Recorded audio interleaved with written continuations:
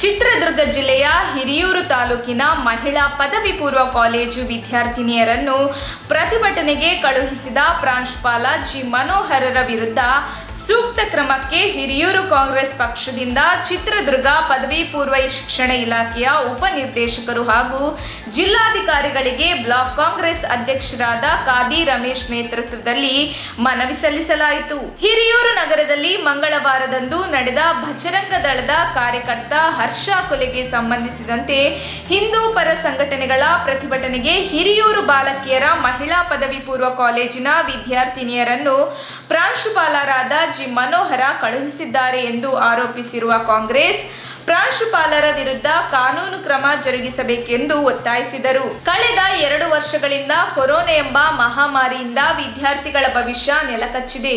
ವಿದ್ಯಾರ್ಥಿಗಳ ಭವಿಷ್ಯಕ್ಕೆ ಬೆಳಕಾಗಬೇಕಾಗಿರುವ ಪ್ರಾಂಶುಪಾಲರು ಕಾಲೇಜಿನಲ್ಲಿ ವಿದ್ಯಾಭ್ಯಾಸ ಮಾಡುತ್ತಿರುವ ವಿದ್ಯಾರ್ಥಿಗಳನ್ನು ಸಂಘ ಪರಿವಾರಕ್ಕೆ ಕಳುಹಿಸಿಕೊಡುವುದು ಎಷ್ಟರ ಮಟ್ಟಿಗೆ ಸರಿ ಎಂಬುದೇ ಕಾಣುತ್ತಿಲ್ಲ.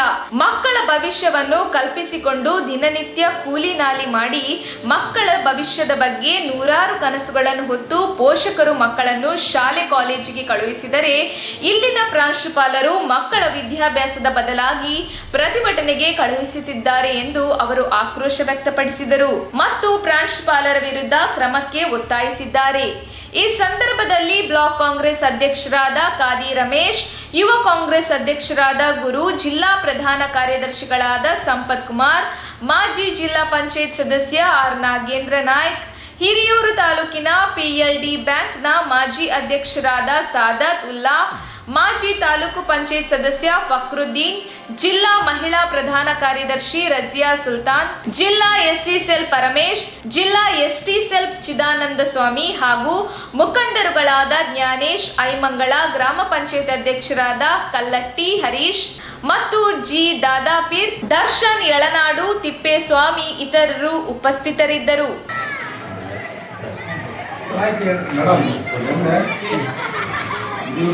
ಬಜರಂಗದಳ ವಿಶ್ವ ಪರಿಷತ್ತು ಒಂದು ಪ್ರತಿಭಟನೆ ಮಾಡಿದ್ರು. ಆ ಪ್ರತಿಭಟನೆಯಲ್ಲಿ ಹಿರಿಯೂರು ಕಾಲೇಜು ಮಕ್ಕಳನ್ನ ಬಳಸ್ಕೊಂಡಿದ್ವಿ. ಮಕ್ಕಳನ್ನ ಬಳಸ್ಕೊಳ್ಳೋಕ್ಕೆ ಪ್ರಾಂಶುಪಾಲರು ಕೂಡ ಅದರಲ್ಲಿ ಇನ್ವಾಲ್ವ್ಮೆಂಟ್ ಇದೆ. ಈ ಮಕ್ಕಳಿಗೆ ಬಳಸ್ಕೊಳ್ಳೋಕ್ಕೆ ಯಾರು ಪರ್ಮಿಷನ್ ಕೊಟ್ಟರು ಅದಕ್ಕೆ ದಯಮಾಡಿ ಕಾನೂನು ಕ್ರಮ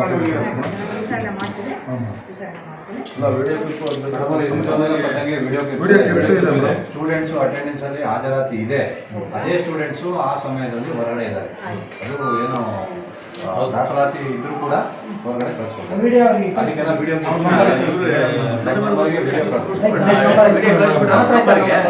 ಆಮೇಲೆ ಈಗ ನಾವು ಬ್ಲಾಕ್ ಕಾಂಗ್ರೆಸ್ ಅಧ್ಯಕ್ಷರು ಕಾದಿ ರಮೇಶ್ ಅಂತ, ಈಗ ನಾವೆಲ್ಲ ಇದು ಕಾಂಗ್ರೆಸ್ ಪದಾಧಿಕಾರಿಗಳೆಲ್ಲ ಹಿರಿಯೂರು ತಾಲೂಕಿನವರು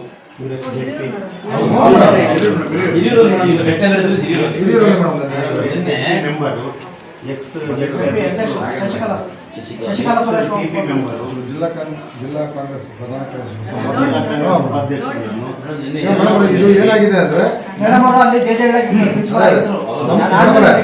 ನಮ್ಮ ಜಿಲ್ಲೆಯಲ್ಲಿ ಈ ಬಜರಂಗ ದಳ ಆಗಿರ್ಬೋದು, ವಿಶ್ವ ಹಿಂದೂ ಪರಿಷತ್ ಆಗಿರ್ಬೋದು, ಇವ್ಯಾವೂ ಇಲ್ಲ. ಅದರಲ್ಲೂ ಎಸ್ಪೆಷಲಿ ಹಿರಿಯೂರಲ್ಲಂತೂ ಈ ಸಂಘಟನೆಗಳೇ ಇಲ್ಲ. ಈಗ ಹೊಸದಾಗಿ ಈ ಬೀಜನ ಹುಟ್ಟಾಕ್ತಿದ್ದಾರೆ. ಅದಕ್ಕೆ ಸರ್ಕಾರಿ ಅಧಿಕಾರಿಗಳು ಕುಮ್ಮಕ್ಕು ಕೂಡ ಇದೆ. ನೀವು ದಯಮಾಡಿ ಇವನ್ನ ಮೊಳಕೆಯಲ್ಲೇ ಹೆಚ್ಚಿಕೊಡ್ಬೇಕು ನಾವು.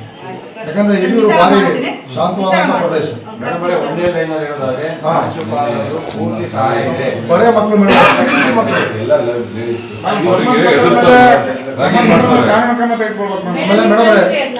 ಇದಕ್ಕೆ ಶಾಸಕರು ಇಂದಿನ ದಿನ ವಾಟ್ಸಪ್ಪಲ್ಲಿ ಫೇಸ್ಬುಕ್ಕಲ್ಲಿ ಹೇಳಿದರು, ನಾಳೆ ಹಿಂಗೆ ಒಂದು ಪ್ರತಿಭಟನಾ ಕಾರ್ಯಕ್ರಮ ಇದೆ, ತಾಲೂಕಿನಲ್ಲಿ ಇರ್ತಕ್ಕಂಥ ಎಲ್ಲರೂ ಬರಬೇಕು ಅಂತ ಹೇಳಿಕೆ ಕೊಟ್ಟಿದ್ದಾರೆ. ಹಿರಿಯೂರು ಶಾಸಕರು